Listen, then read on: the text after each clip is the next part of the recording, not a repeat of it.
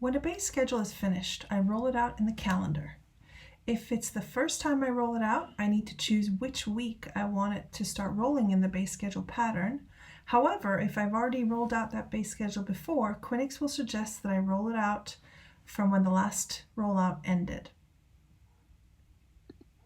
I will choose my period that I want to roll it out for and say rollout.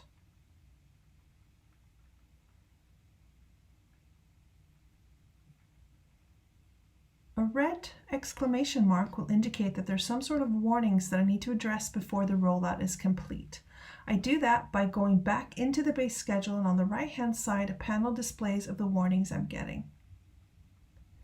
There are three options. I can choose to roll out anyway, despite the warnings.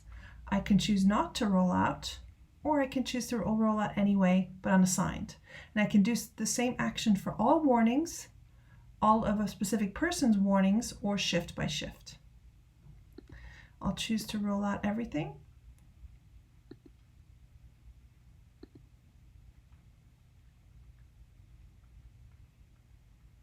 And once I have a green check mark, I'm done. You can also choose just to roll out a specific row in a base schedule. For example, if you've hired a new employee. You can do that by filtering in the base schedule by employee, and in that way just roll out one person's row.